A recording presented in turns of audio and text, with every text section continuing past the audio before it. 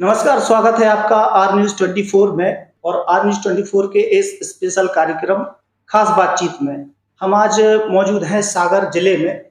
और सागर जिले की एक प्रतिभा जिसने राजनीति में अपना एक विशेष नाम बना लिया है। छोटी उम्र में भारतीय जनता पार्टी के जिला अध्यक्ष बन चुके हैं। नाम है गौरव सिरोठिया। आज हम उनसे मुलाकात करेंगे। तो सबसे पहले स्वागत है आपका आर न्यूज़ 24 में। आप ये बताएं कि जो आपका ये जिलाध्यक्ष बने हैं, इसमें आपका राजनीतिक पृष्ठभूमि स्वयं की रही या राजनीतिक विरासत को आगे बढ़ाया है? सबसे पहले तो आर न्यूज जी का बहुत बहुत धन्यवाद जो आप सागर पधारे। आपका सागर में स्वागत है जी। जहाँ तक मेरा सवाल है, मैं 2005 से लगातार भारतीय जनता पार्टी में सक्रिय हूँ जी। एक छोटे से सामान्य से कार्यकर्ता के रूप में। भारतीय जनता युवा मोर्चा का जिला कार्य समिति सदस्य के रूप में, इसके पूर्व में विद्यार्थी परिषद के कार्यकर्ता के रूप में एक लंबे समय तक मुझे काम करने का मौका मिला। 2006 में युवा मोर्चा की जिले की कार्य समिति का सदस्य के रूप में अपनी राजनीति की शुरुआत की भारतीय जनता पार्टी में। उसके बाद लगातार युवा मोर्चा के प्रदेश कार्य समिति का सदस्य, युवा मोर्चा में जिले के उपाध्यक्ष दो बार रहने का सौभाग्य मिला। जिले का उपाध्यक्ष भारतीय जनता पार्टी का और भारतीय जनता पार्टी का जिलाध्यक्ष का दायित्व पार्टी ने दिया और उसका ही निर्वहन मुझे लगता है मैं करने का, अच्छे से करने का प्रयास कर रहा हूँ। राजनीतिक पृष्ठभूमि की बात कहें तो पिताजी राजनीति में बहुत लंबे समय तक युवा मोर्चा के माध्यम से, किसान मोर्चा के माध्यम से भारतीय जनता पार्टी जो मध्य प्रदेश और छत्तीसगढ़ एक था, उस समय से पिताजी सक्रिय भारतीय जनता पार्टी में रहे। माताजी 2003 से 2008 तक बीना विधानसभा क्षेत्र वहां से विधायक भी रहे।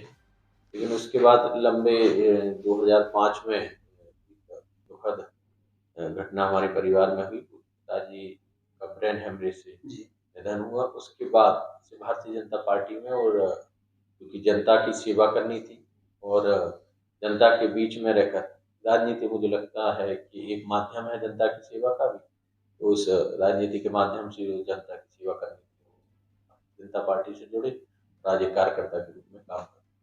जी, अच्छा, ये आप भारतीय जनता पार्टी के जो बतौर अध्यक्ष हैं, तो इस बार जो 2023 में विधानसभा चुनाव होने, तो जिले की 8 विधानसभाओं के लिए आपका क्या एक रोड मैप तैयार है इस बार के लिए?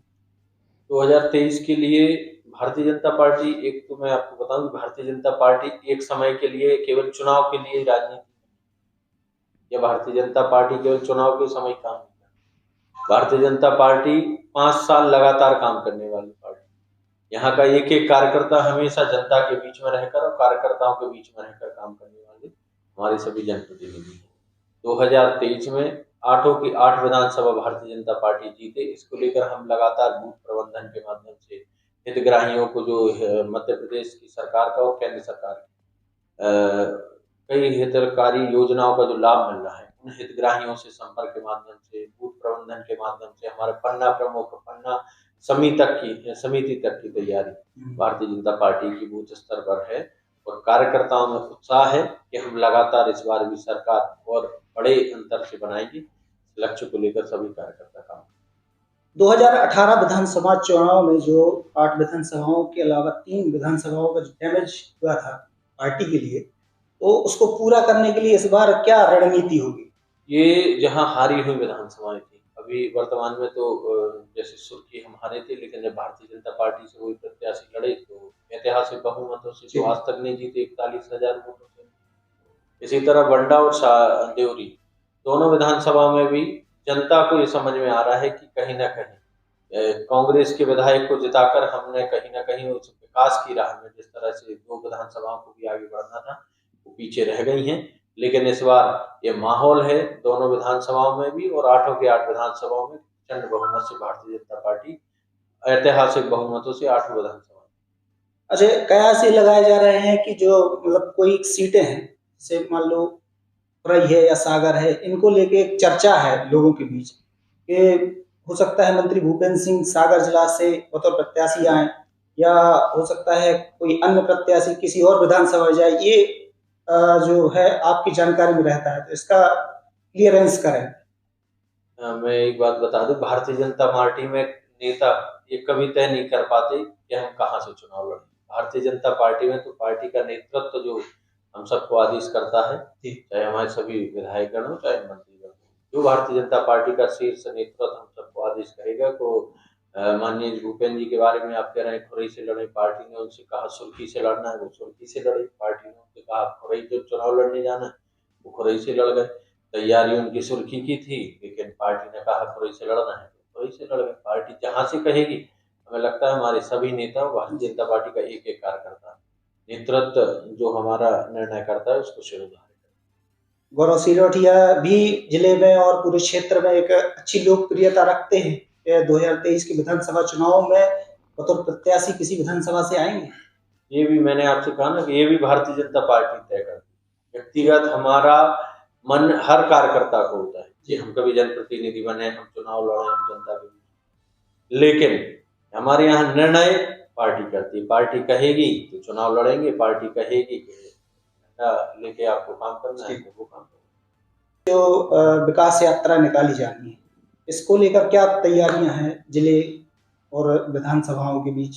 5 फरवरी से ये यात्रा निकलने वाली है। संत रविदास जी की जयंती से पूरे मध्य प्रदेश के अंदर हमारी सभी 230 विधानसभाओं में विकास यात्रा निकलेगी। इन विकास यात्राओं के माध्यम से उस नगर में, उस वार्ड में, उस ग्राम में होने वाली जिस यात्रा पर वह यात्रा 20-25 दिन की यात्रा है, जहां से भी जिस रूट से वो यात्रा निकलेगी वहां पर होने वाले विकास कार्यों का पूजन और लोकार्पण शासन के द्वारा होगा। इसके साथ ही कोई और जरूरत वहां क्या है गांव के लोगों को, उनसे रूबरू होने के लिए, गांव आम जनता से रूबरू होने के लिए ये पूरी की पूरी भारतीय जनता पार्टी पूरे मध्य प्रदेश के अंदर, सागर जिले के अंदर हम लोगों ने तो तैयारी एक एक दिन की है कि भारतीय जनता पार्टी के हमारे विधानसभा के प्रभारी बने, फिर हमने दिन के प्रभारी भी बनाए हैं, फिर हमने कार्यक्रम के भी प्रभारी बनाए हैं, फिर हमने जिस गांव में यात्रा जा रही है उस गांव के भी प्रभारी बनाने के बाद उन हितग्राहियों को हमारे जनप्रतिनिधियों से मिलना और उसके बाद क्या हम और लाभ जनता को दिला सकते हैं, इसके लिए हम राजनीति से अगर बात करें तो गौरव सिरोठिया चाहते तो राजनीति एक समाज सेवा के तौर से करते हैं या नाम की प्रतिष्ठा बढ़ाने के लिए, इस आधार पर राजनीति करते, मतलब अपना नाम बढ़ाने के लिए या समाज सेवा के लिए?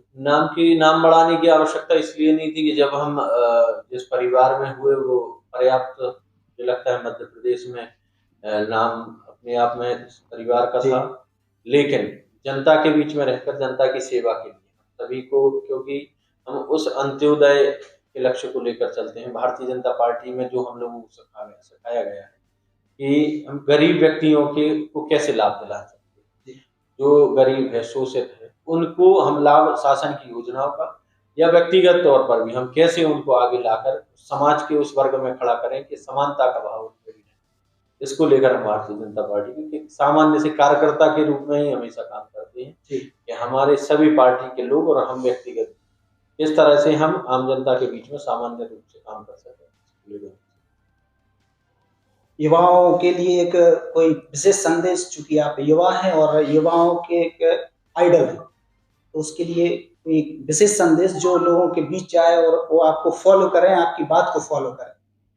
युवाओं से मेरा एक ही अनुरोध मैं हमेशा ये करता हूँ कि आज का युवा जिस कई भटकाव की स्थिति में रहते हैं, अनिर्णय की स्थिति में रहते हैं, कई लोग जब युवावस्था में आते हैं तो वो गलत राह भी चुन लेते हैं। मुझे लगता है कि भारत का भविष्य इन्हीं युवाओं के ऊपर है और आज विश्व के अंदर यदि सबसे बड़ी ताकत युवाओं की है तो भारत में युवाओं की ताकत। मुझे लगता है कि भारत के युवाओं को अपने आप को एक आदर्श के रूप में स्वामी विवेकानंद हो, चंद्रशेखर आजाद हो, भगत सिंह, इनको एक अपना आदर्श मानकर, इनको अपना आइडियल मानकर यदि काम करेंगे तो भारत को आगे बढ़ाने में भी उनकी भूमिका होगी और नशे से मुक्त रहे युवा। सबसे अच्छा एक आपके चैनल के माध्यम से कहूंगा कि हम नशा मुक्त यदि भारत रहेगा तो शक्तिशाली भारत बना सकते हैं। शक्तिशाली युवा ही वह होगा जो नशा मुक्त होगा और संस्कारवान तभी हो सकता है जब वो नशा मुक्त होगा।